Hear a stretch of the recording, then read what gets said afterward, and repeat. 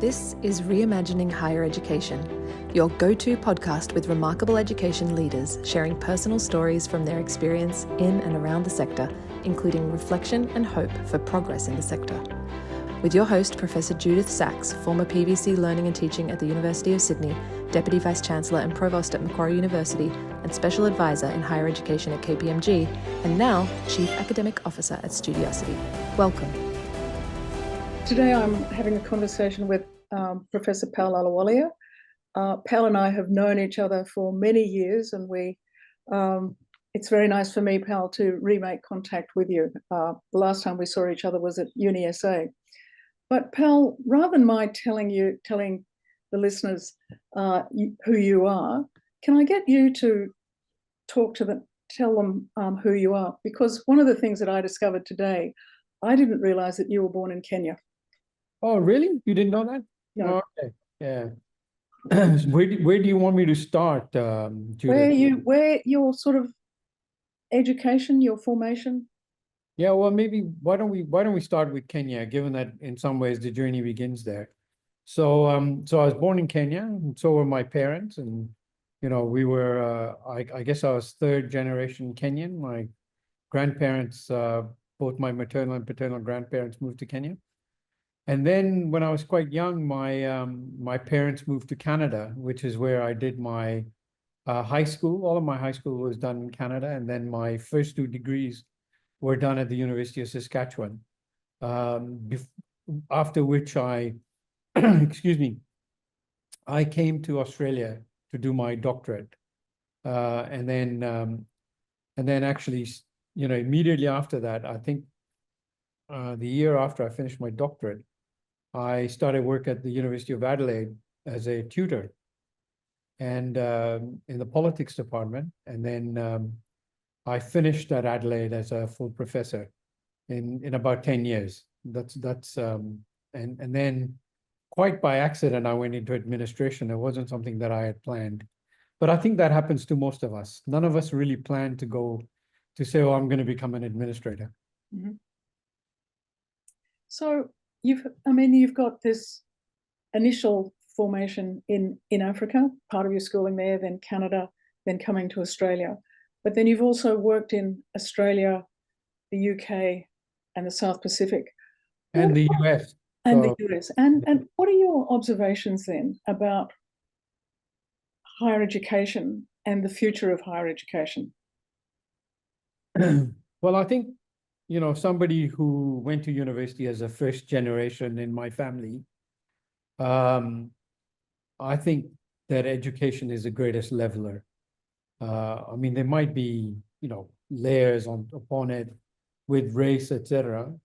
And I think when you wear a turban, it's probably even more difficult, particularly at a time when when I came to Australia and worked in Australia. And Australia is just when I visit now, I haven't lived in Australia since 2014. It's just clear to me that Australia is changing so rapidly. I've probably never seen such change, and I'm only seeing snippets of it, but not seeing it through being in a university. But it seems to me that Australia is now far more multicultural, and some of that facade that it always had has changed now. So I have some real optimism for education, particularly in Australia. I think, as I said, it's a great leveler. I've really benefited from having a tertiary education. And we want to make sure that everybody has that opportunity. So when you took up a PVC, DVC research role in the UK, and then having come from a sort of a general leadership portfolio from Uni SA, what was that transition like, and what were the great differences that you could observe between the UK and Australia at the time? Well, I think there were a couple of things. One, research portfolios in Australia would just never go to somebody unless you come from the sciences. Mm-hmm. And I think that was one of the first big changes that I noticed, that there was a kind of a respect for anybody who's a good researcher. Mm-hmm. I think some of that is still lacking.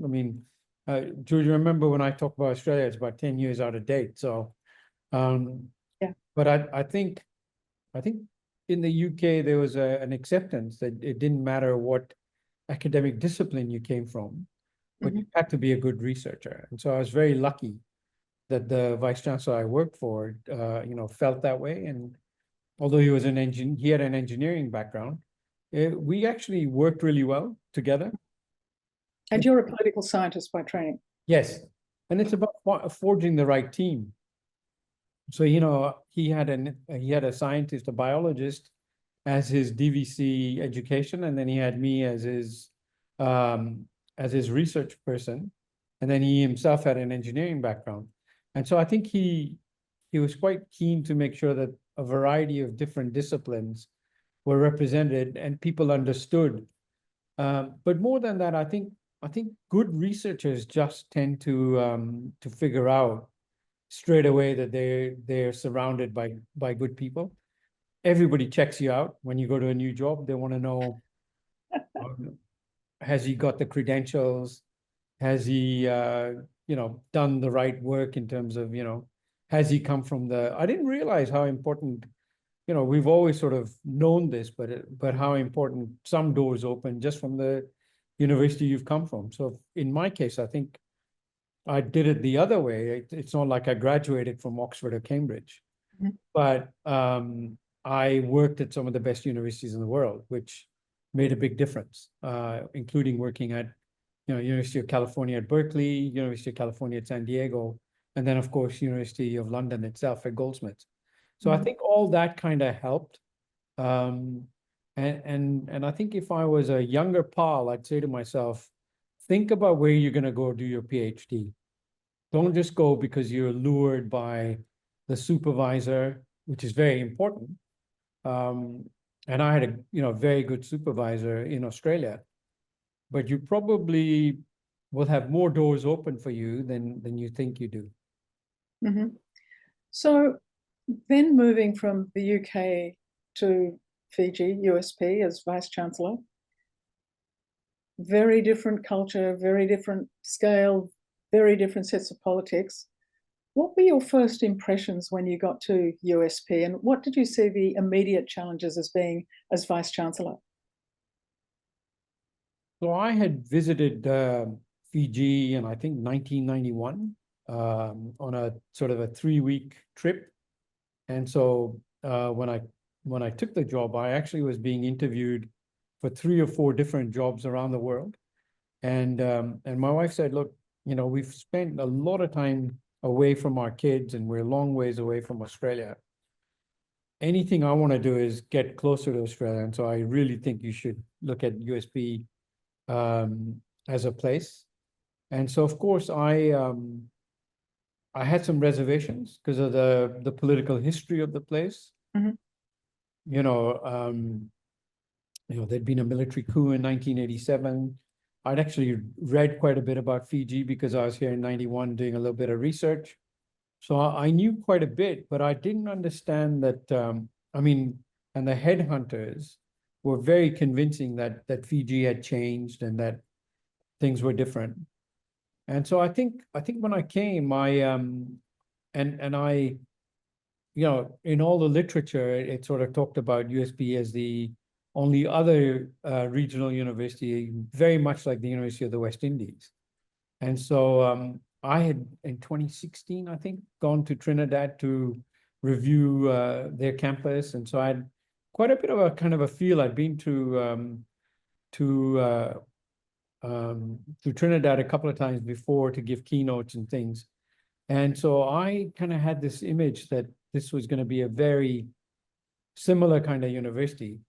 And the challenges were immediate when I got here. I mean, we have a fantastic campus in Lothala. It's just probably the envy in terms of natural beauty. But the challenges were that, particularly for our scientists, we don't have that the kind of equipment we need. We don't have you're operating in the developing world, and that presents its own financial challenges. And of course, as I was just trying to get my head around that, I discovered a lot of corruption at the university, which kind of changed the course of my own vice-chancellorship in a way. Mhm.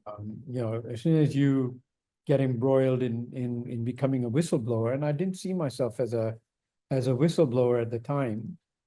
I think life hasn't been the easiest, if I can put it that way. Right. Indeed, and I'm sure there were all sorts of challenges, and there probably still are challenges. But can you just describe the sort of the federated nature of USP? Because there are various campuses across, and your job as Vice Chancellor is to sort of be the puppeteer and manage them. Yeah, so USP is owned by 12 member states. And I think it's a remarkable, it was a remarkable decision by the leaders in 1968 to come together. And I think probably 8 or 9 of them came together to say, we need to create a regional university. We can't all afford to have a university. And they chose Fiji, and they chose this particular site. And this, I don't know if you've ever been here, Judyth, but the university is built on an old Air Force base. No, I haven't. Which used to be the New Zealand Air Force Base. Right. But today it's just an amazing space in terms of the, you know, the fauna and the, you know, just the look of the campus is beautiful.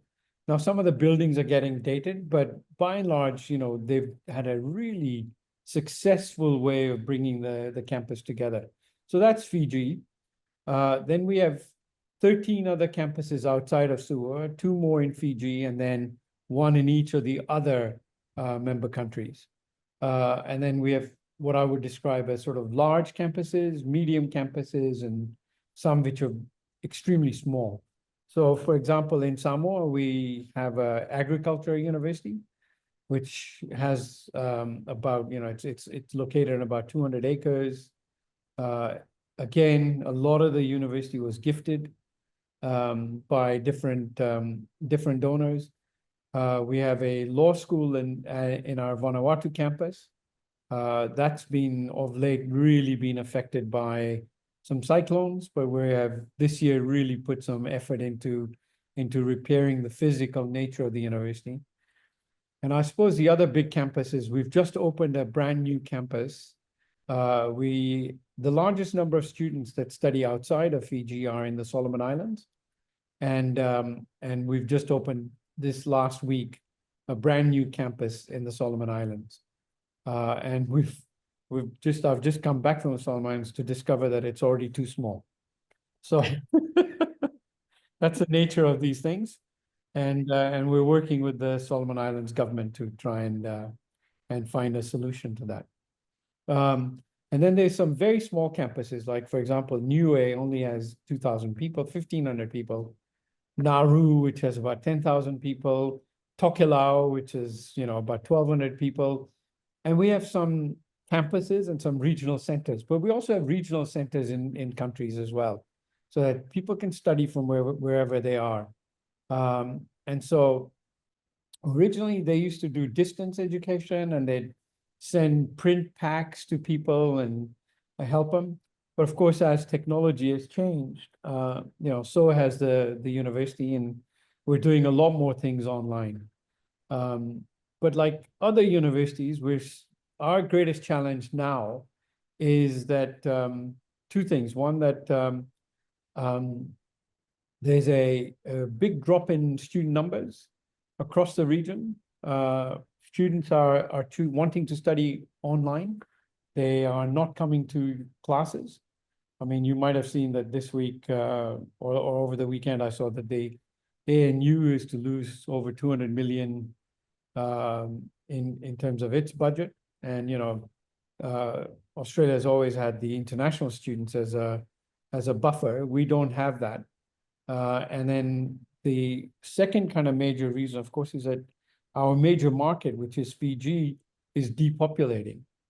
More and more people are moving to Australia and New Zealand, particularly, but also to the US. But I think there's some challenges with just, you know, keeping students and making sure that we continue to provide that quality education. So you mentioned online, students are wanting to study more online rather than go to campus. What's behind that? Is it the flexibility, or is it as a result of COVID and people decided that, in fact, I don't mind this online business? I think that's what's happened, and it seems to be a universal sort of phenomena.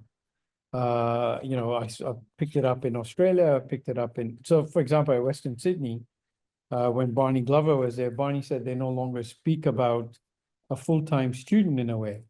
The average load for a full-time student for them now is 0.71. And that was about last year. So I think that's being replicated. I think the new Adelaide University has already announced that it will only have online teaching from 2026, which is quite a radical departure from where people have been. So, it used to be that universities were specialized in online teaching. They didn't really have a great reputation. Where some of them were seen as sort of, rather dodgy operations. I think higher education is radically changing, that even the most reputable institutions are being forced to rethink the way they teach. And we're no different. So what's the student experience like, say, at the Fijian campus of your university? So what would a day be like for students, and how would they manage their time, and what would they say about the experience? So we've put a lot of effort into the student experience. We make sure that there's a whole bunch of infrastructure for them. We make sure that, and it's a very different, even those students who want to study online actually come to campus, which is sort of bizarre. So they come here, but they don't actually want to go into the classroom. And it's bizarre, but they're coming here because this is the place where they have very good internet. They can't get internet, readily accessible. It's not like Australia, where you can get internet wherever you are. So they're making choices that they want to come. It's about flexibility. I think you nailed it. Your comments. It's about flexibility. They want to be able to go to work, and most of them are working, and there's very few jobs. So anybody who gets a job wants to make sure that they retain a job. So I think post-COVID, the entire sector has been forced to rethink how it delivers. But for a student, as I said, they will come here. They have extremely good laboratories to use. They've got computer labs. We've got one of the best libraries in the Pacific. Well, it is the best library in the Pacific, and we're radically changing our library to come in tune with other libraries. So, like at the Solomon Islands library, for the first time, we sort of said, well, we don't openly have books anymore. We're moving to more study-oriented pods. We're moving to more bean bags. We're doing all the kinds of things that you and I would be familiar about what happened, and it's continuing to happen in Australia. So we're no different from that, that kind of thinking. We're all thinking, how do we deliver a student experience, ensuring that people have flexibility, that they, we have great infrastructure, but if people aren't using it, it's a huge problem. So what we're finding is that our grounds, we have lots of bureaus all over the campus, are full of our students, right? But we're finding it difficult for them to come into the classroom, and they want to be able to, turn on their computer and listen to a lecture at their own pace, at their own leisure. And that's a very radical departure from the way things have always been done here. So is the student experience becoming more personalized? So technology is enabling its students to study at their own rate, at their own pace, and at their own time? And is that sort of impacting on how students congregate on campus? I think it is, but we haven't kind of got there fully yet. in the sense that that we can't sort of give them exactly that kind of, log in on your own at whatever time. And particularly because, we want to give them that tutorial support. We want to make sure that if they're a student at risk, we're picking them up. And some of that is becoming easier because of the technology. You can identify them a lot earlier than in the way we used to, in the early days. So I think it's all kind of, it's not all in one direction. It's a mixture. Some things are working out really well. Others, I think people, and in some subjects, it's impossible for them not to, particularly in the sciences, where they've got to have those laboratories. They've got to go into engineering is the same. So I think it's really mixed, and everybody's trying to find their place, including our staff. We're finding it really difficult to move to a completely different way of teaching and a completely different way of engaging with students. So in the past 3 to 5 years, AI and academic integrity have been at the core of challenges for every education system, no matter where they are. How is AI being taken up in the South Pacific, and issues around academic integrity, which clearly you've experienced that through identifying corruption and corrupt behaviour? How do you ensure that there is this value of academic integrity at the core of every practice of both student life, academic life, and administrative life? So look, again, we're no different from everywhere else, but one of the approaches we've taken is that, we're not going to be scared of AI. It's here to stay.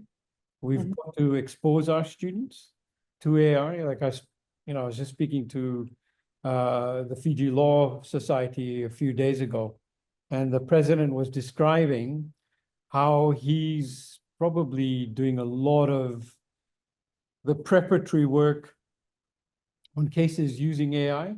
So there's no point in pretending that we're going to kind of, protect our students in some way, and then when they get to the workforce, their boss says, go tell me, use AI, tell me what's going on, use ChatGPT, use Gemini, use whatever tool you can to tell me, about X, Y, and Z. So we've got to kind of work with the technology to try and expose them to it. But then, of course, we're doing a lot of work around ethics and trying to tell people, look, ethical behavior isn't just that you pinch ideas from somewhere else. And of course, everybody is trying to find alternative methods of examination, right? So that you're not just relying on something that somebody wrote, but you are testing them in different ways. I mean, obviously, you can't go to that ultimate Socratic method of one-on-one teaching, but our DVC is really, he's a mathematician, and is really clued up in this area, and he's really working hard. We've bought quite a bit of technology to make sure that we can, everybody use Turnitin, but we're supplementing it, and we're trying to find ways in which we really help our students take that approach rather than, a punitive approach. You mentioned earlier that there are 2 issues that are facing universities, your university in particular, in the South Pacific. One is students departing the South Pacific to come to Australia, New Zealand, or the US for jobs. So that the lack of employment and the lack of employment prospects. And you also mentioned that that students were deciding not to come to university because there were no jobs to go to. Well, so I think they are trying to go to university. They want to go, and if they're going to Australia, they're often picking, a TAFE course or something like that just to get there so they can have the after work, the after migration kind of visa. Now, how long that will last, we don't know, given the tightening up of international students but the governments in both Australia and New Zealand have made exceptions for the Pacific, and have made it easier for Pacific people to not only go on labor mobility schemes, but to be able to move to Australia and New Zealand. And while that, you can't deny people the opportunity, to, the minimum wage here is less than $4 an hour or 4.60 or something like that, you can't, and that's Fijian dollars. You can't deny people the opportunity to go and work elsewhere. And that's what's happening. People are, but we're losing a lot of accountants, nurses, teachers. Skilled labor is becoming a huge issue within the Pacific itself. Can I take us back to teaching and you as a teacher? Were there any teachers that you had as either an undergraduate or doing your graduate study that really helped to shape your approach to teaching and act as sort of an apprenticeship by observation? Yeah, look, I had a fantastic teacher when I was growing up in Canada. He, when I was at the University of Saskatchewan, a guy called Jeffrey Steeves. And it's kind of ironic that he was a Kenya specialist to begin with, which is why I was drawn to him in the first place, and, went to study with him. But then he actually had written a couple of books about the South Pacific, which weren't really kind of of interest to me at that stage. But then, later on, I kind of realized that, there were so many similarities in what we did. He was a great teacher. I mean, he won more. I think Canada has a thing called the Maclean's magazine does a big teaching, and he won a number of those awards as a great teacher. But he was one of those people who very early taught me the value of having a really solid research career as well. So he just said, Paul, they can take anything away from you, but they can never take your scholarship away. So, my first publication was with him, at a time when people in humanities and social sciences never published together. And that was back in 1984 or 83, I think. So, he really taught me that. And he said, right from the start, from my master's, he said, you have to publish. You can't wait. But then he was also, I think he was very, very compassionate in the way he approached the subject matter. He spoke with a lot of authority. And what I learned is that you really needed to convey the passion you have for your students within the classroom. And something I absolutely learned from him. So in terms of being in leadership roles, what have you tried to create as the orientation of teaching in the institutions that you've been working in? Look, every one of the institutions I've worked at are slightly different, and they each have their kind of unique issues. And so you can't sort of put one model that fits all. You have to kind of be really targeted.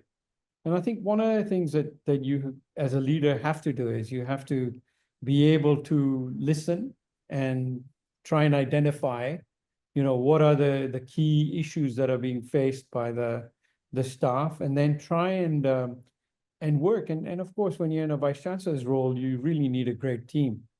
And so, I'm very lucky that I've got some very good people who we can sort of troubleshoot. We can talk about things. And I have a chief operating officer, for example, who came from the University of Auckland, and then from Auckland University of Technology, but is a Pacific Islander himself. So he not only has that exposure to the outside world, but also has knows what's going to work, which sometimes, even though I've been here a number of years, you might not pick up the nuance. So it's very good to calibrate your thinking with people like that, and with my deputy vice chancellors.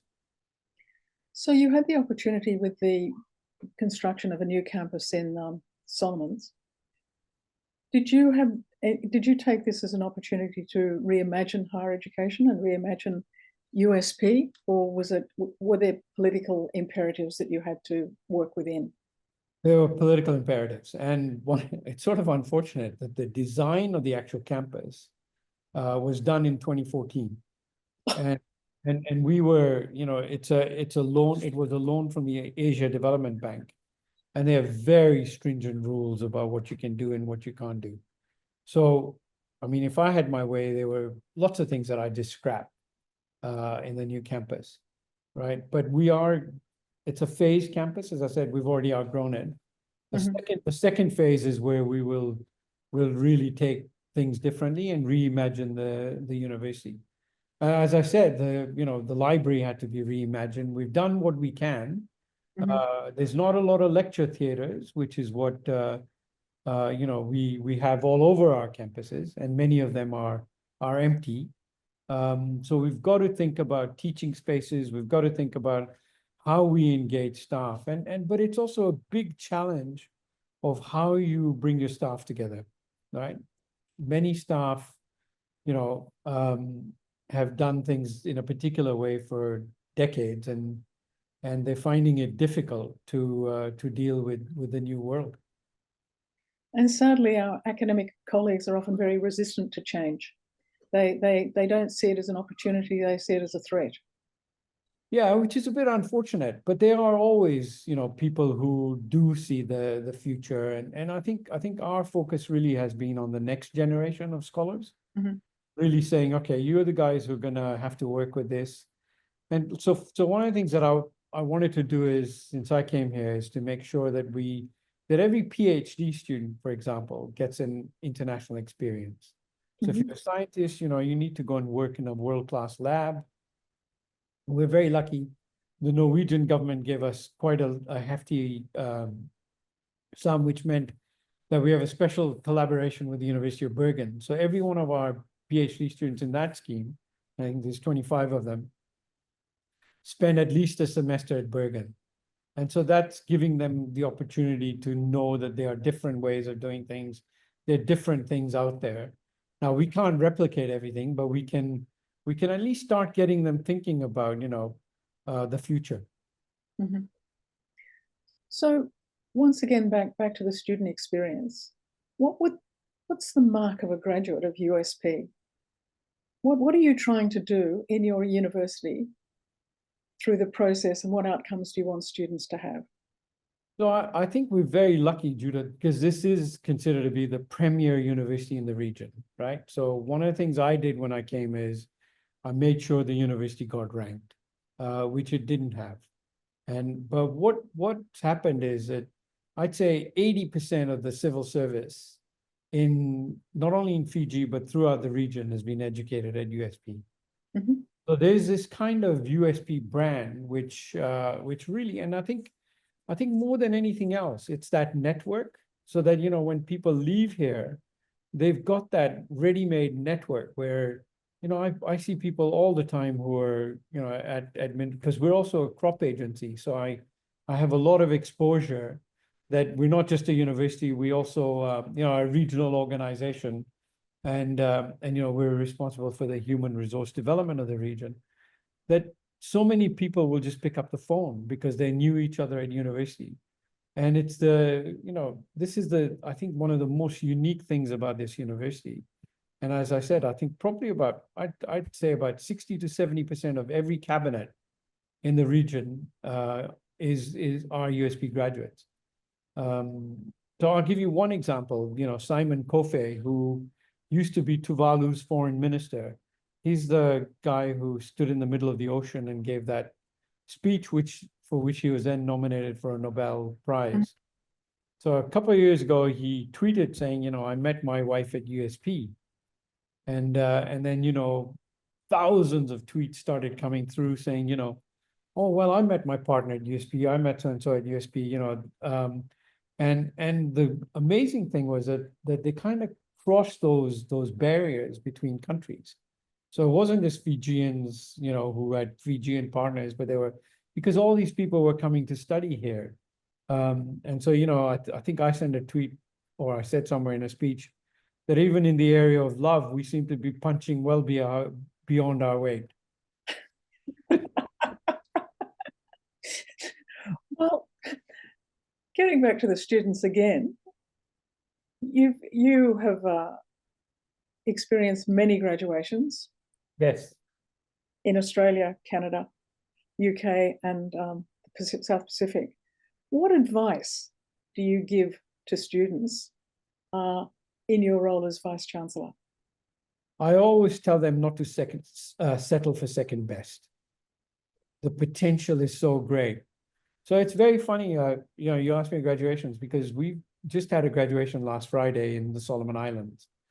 And one of the things that I have been noticing is that graduations are sort of, and it's the same in the UK. I mean, all the institutions come from the UK and they're all very similar, but they're too much of a solemn occasion. I mean, people just sort of, they're very passive. They sit there. So this time we said, come on, we've just opened a campus. Let's kind of make this a celebration rather than people very quietly sitting there waiting for their name to be read, and then, people applaud at the end of a particular course or whatever. So we said, let's get them involved. We had a choir, the choir, people sang, we got people, they even walked up to the graduates and said, get up and dance.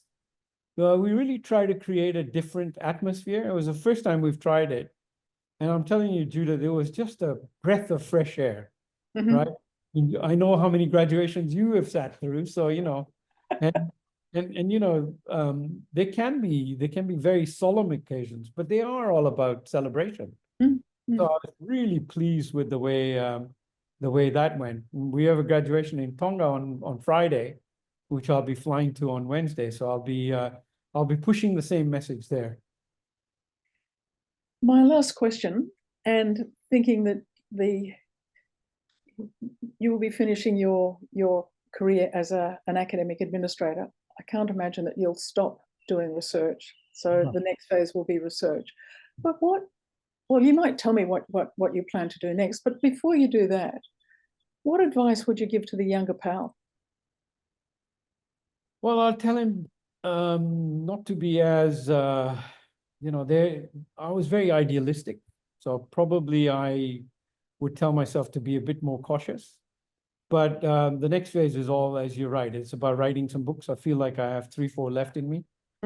And one of them, of course, will be to write up the whole saga of the corruption and the Pacific. But then I want to go back to doing a lot of work on post-colonial theory, which, has been on hold for a number of years. And so I want to, take some of the experiences that I have now in the Pacific and Africa and try and come up with some sort of different, ways of thinking about the issues that confront contemporary society. Actually, I do have one last question, if you don't mind.